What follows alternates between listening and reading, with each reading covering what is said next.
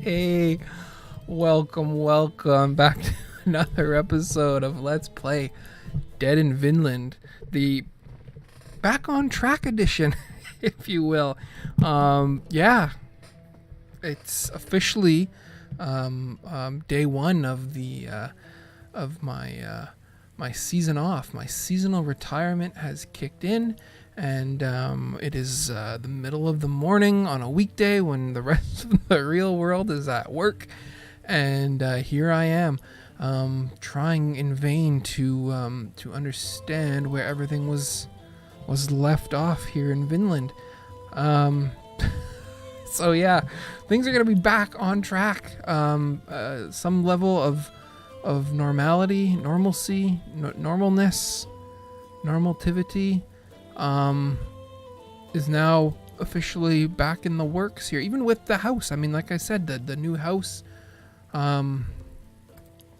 is done. It's been purchased and officially own it, and in the process of, look at that mine. It is really depleted and injured. Yeah, that whole purchase process is now finally done. We've been in there doing some cleaning, some painting, all that kind of fun stuff.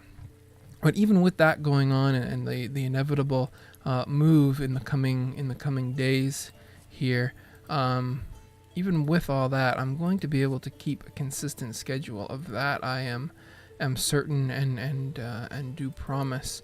Back to regular daily uploads of Vinland. And what's going to happen when Vinland is done, you ask? Well, that's an excellent question, because I do believe we are working our way to the end here, and in fact probably could end up finishing this in no time flat. But like I said, I got other things in the work. I'm going to finish Orwell, whether people watch it or not. And the next thing, I'm going to be going back to Spelunky. I played Spelunky very early on here, back in the day, when Spelunky 2 was announced. Let's check out this thing. It's a gambling table. If we inspect it, before you stands a massive and crudely built table. It's made of one half of a big tree trunk supported by 4 logs. The table is flanked by 2 worn-out stools and supports a big wooden box which displays a symbol of some sort, a rune. There's also an empty jug, 2 cups, and a couple of die. These die are of the kind warriors use to know their fates before a battle. Okay, examine the rune. 83 wisdom, not too bad. When you look at the box, it becomes obvious that it has no lock, but a metal part with a strange engraving instead. So what is the key? Look closer. Okay, not too surprising. This is definitely a rune, but you have the feeling it's among the most mysterious and hard to grasp. Try to remember. Ancient knowledge, 73%? Yeah, ancient knowledge. Indeed, it is Pertho. The rune is not Perthro, a la Isaac. The rune of luck, fate, and destiny. Its meaning itself is the subject of many controversies. It represents the void in which all things can happen, the unknowable that is yet to exist. Working with chance is not a passive act. We have to provoke it, take risks. If the what is decided, the how is up to us. Yeah. Crank up that wisdom. You are our gut run. Wait a minute. Intelligence and wisdom are different? Have I never noticed this? Intelligence and wisdom. Huh. Interesting.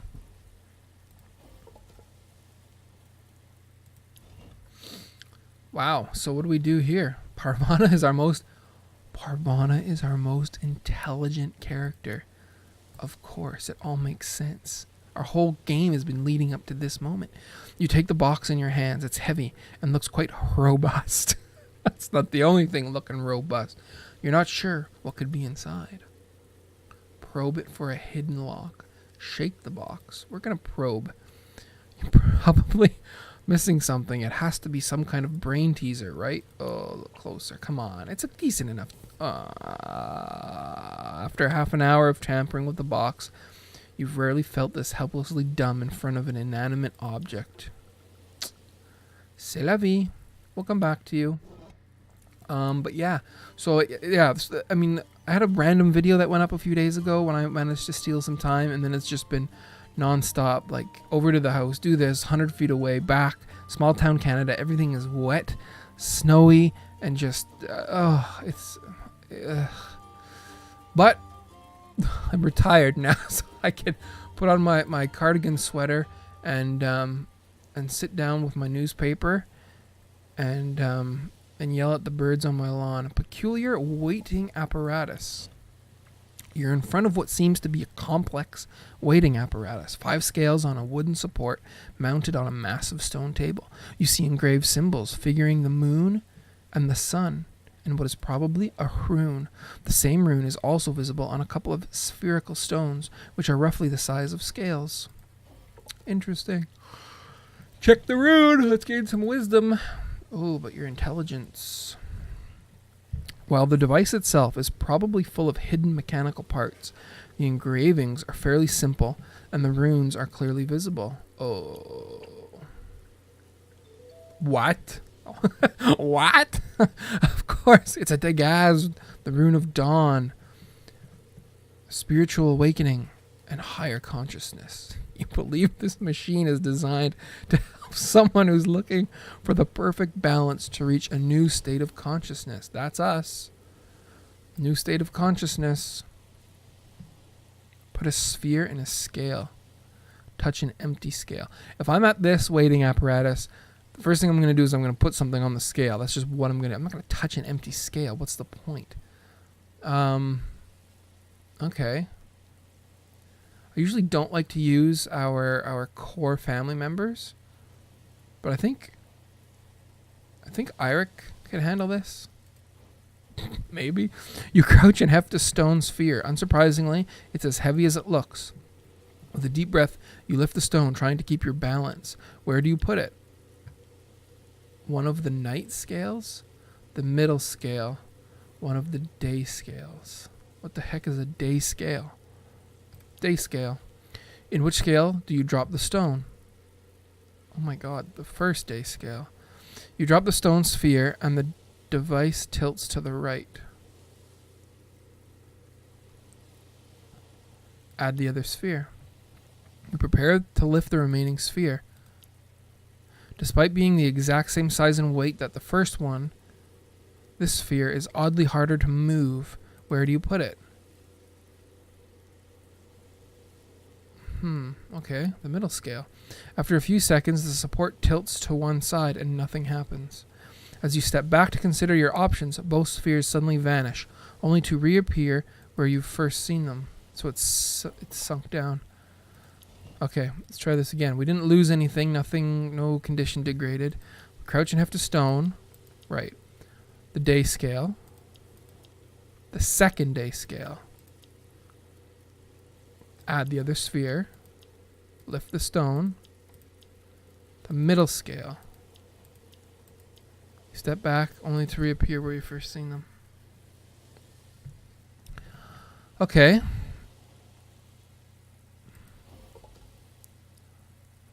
Touch an empty scale. You put your hand on the cold metal and wait for a while. Nothing happens. Okay. Put a sphere in the scale. You crouch and heft the stone. Yeah, we already read this. The middle scale. Add the other sphere.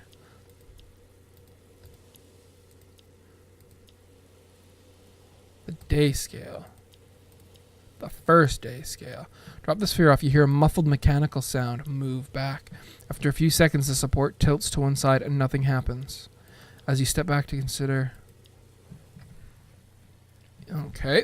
Well, we'll figure this out. We're not gonna be trampled by a herd of stone spheres. Okay, day scale. Second day scale.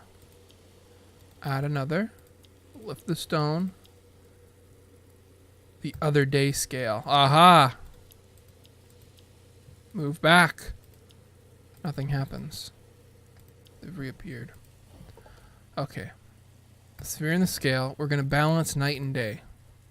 Right? The night scale. The first night scale. Add the other sphere. Lift the stone. The day scale. The second day scale. Move back. Wait, what?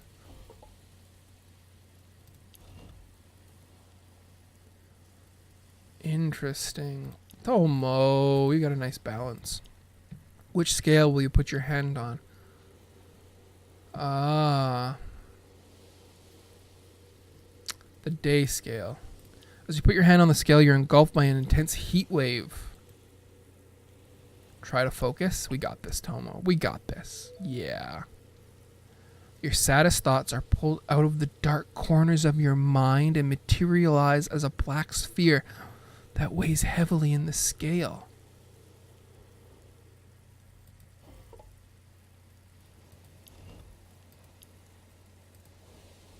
What? As you put your hand on the scale, the air gets suddenly very cold around you. Try to focus. Your most joyful emotions are sucked out of your heart. They take the shape of a white sphere that fills up the scale. That is dark. What is happening? I don't even know what's going on here. You hesitate for a brief moment as if you felt the gaze of the gods upon you. This time you can tell you're close to perfect balance. Technically you are, but something is still missing. You close your eyes, try to clear your thoughts, and wait.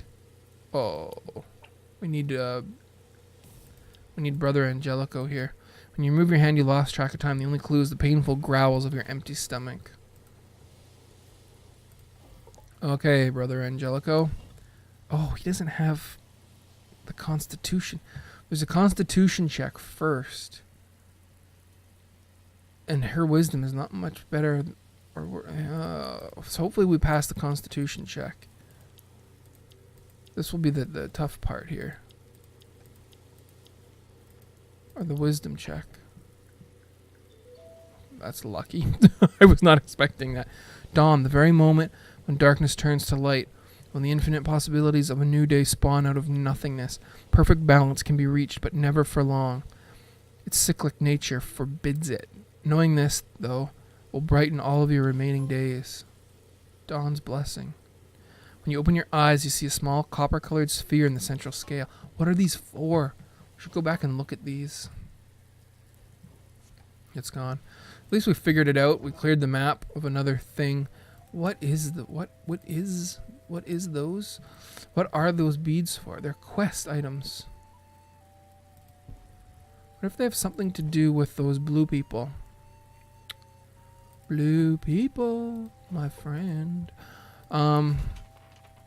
So yeah, I'm not a guy that is like, women have to stay in the kitchen and men are out hunting and mowing the lawn or gathering stuff. Hunting stuff. I'm not a gender like segregationist. I'm not. Things are a lot more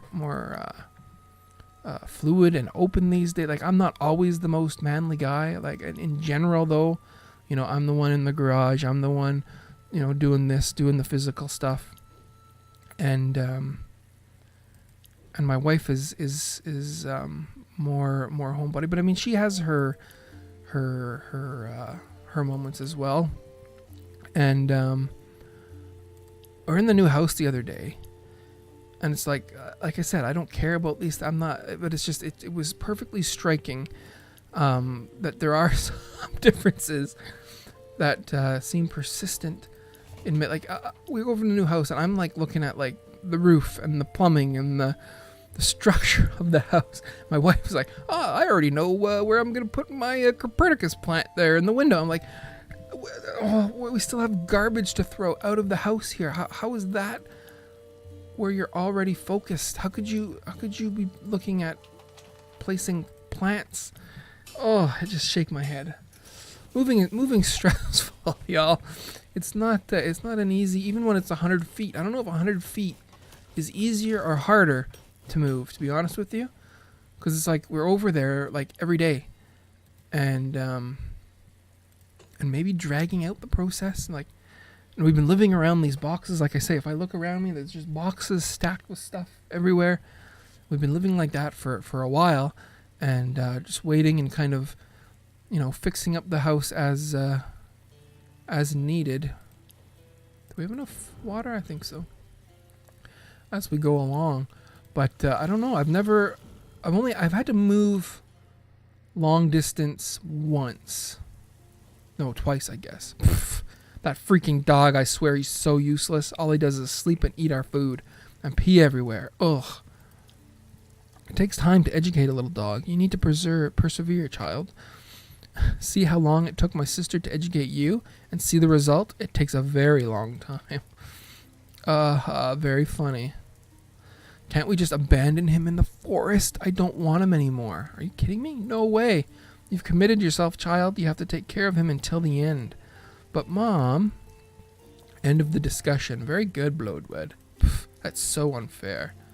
Look at the bright side. It's good training for you to learn how to take care of babies. And you? Did you ever learn? Damn, she has a point. And of course, Moira respects that. End of the discussion. We could kill off a character. I said I wasn't going to do that. Just to bring someone new in. These people have earned their place. Except for Angelico. I don't really care too much about him. But for the most part, these people have earned their place here. And I'm not just going to kill them off to get new evening text, right? Like, that seems a little... I form sort of unfounded or unnecessary attachments to video game characters sometimes. I don't know if I've ever told this story. I vividly remember it, like the first sort of instance where it ingrained itself in my head that I had this weird sort of tendency to get attached to inanimate things and characters. Was playing Final Fantasy 9? Yeah, Final Fantasy 9. The one with Zidane and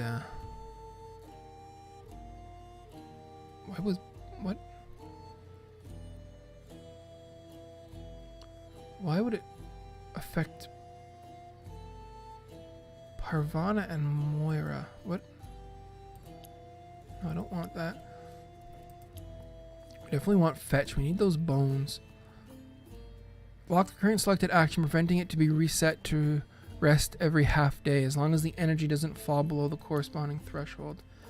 That's fine. We'll worry about that a little bit later.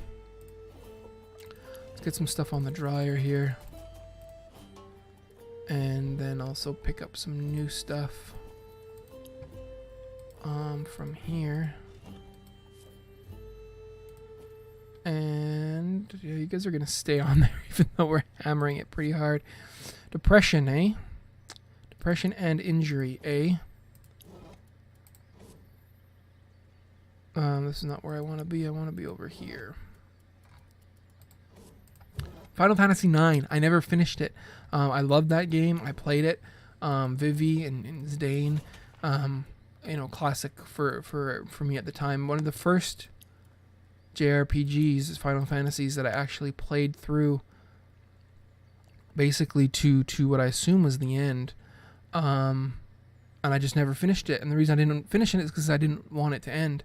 Right? I can remember distinctly walking through a hallway or some sort of grand thing, and I'm like, oh, Vivi, and there was a battle, and it was so great, so many great memories, and then you could kind of tell that it was approaching the end, and I was like, I don't really want it to end, so I'm just not gonna play it anymore. As stupid as that sounds, and I know that now, but it's just I didn't. Yeah. I had a disproportionate fondness for Final Fantasy VIII, especially the first bit for some reason when you're in the school. I don't know why, but I really enjoyed that opening section. And then later on, by like disc 2, or after there's like a parade or something, and you had to change discs right around there, I stopped playing. Don't remember why. I do remember why, because I didn't own that game. I had borrowed it, and then I brought it back. Was Angelico just hiding out in there? Whatever. I gave it back to my friend, and I never finished it. I always wanted to go back and finish it. Same with Final Fantasy VII. That one I owned, but for some reason I didn't really... I wasn't fond. I think I had played 9 already, and then went back to try to play 7, because everyone was like, oh, 7's the greatest. It's the best thing since sliced bread was invented. And I'm like, eh. When I played it, I was kind of just, eh. It kind of showed its age to me compared to 9. And even 8, I guess, to a lesser extent. Graphically wise and gameplay wise, it was very awkward. And there was a spot where you had to dress up like a woman or a female, and it was like some sort of vague, sort of like sex industry type thing going on that I wasn't... Is that a real thing that happened in that game? I think. I can remember it was where I stopped was around the... You go back to the dog's homeland, there's a red dog, and you go back to his... Is that real? I remember having to farm around there anyway, and I'm running around on the map, and I'm just like, it got to be such a grind. She has no... We've moved an interval, that's why. I should have paid attention. Your healing is garbage? I didn't know that. I thought you were a good healer. Who's our other healer then? You? Oh, God, no. Who's our other healer then? You? No. Who's our other healer then? You? I guess. Oh no, Tomo. Yeah, Tomo. Tomo's getting it done. But yeah, JRPGs were... I always said I loved them, and I do like them, but I'm trying to think of one that I've actually ever finished. I don't think I've ever actually finished one. It's like, well, do you actually like them then? I'm like, well, yes, I do, but... No, you're supposed to be here, and you're going to cook. We should focus on the... I'm not nearly in the zone enough with this game to justify going around talking about things that aren't game-related, because I'm going to screw up. We're on the second interval. Oops. Need to burn through some of our water if we're going to have people... Wait a minute, where's the other place we can use water? The wheat. Food, animal food. Yes, yes, yes, yes. Oh my God, we've got so much wheat. So much cheese. So much everything. But yeah, so what RPGs did I ever... Chrono Trigger. Wait a minute, Did I finish Chrono... Yeah, I had to have finished Chrono Trigger. Did I, though? Yes, I did, because in my playthrough, I believe... Frog stayed frog. Wait, which way did it go? If you... Now I'm curious. Because did I actually finish Chrono Trigger, or am I just knowing what happened via word of mouth? Interesting question. One of the first RPGs I played as a kid, I actually don't laugh because I know it's sometimes not considered a real RPG.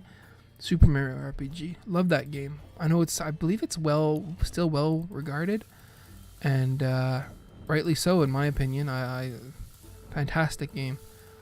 But my favorite RPG of all time is definitely Chrono Trigger, and I, embarrassingly enough, can't even remember if I actually finished it. I'm sure I did.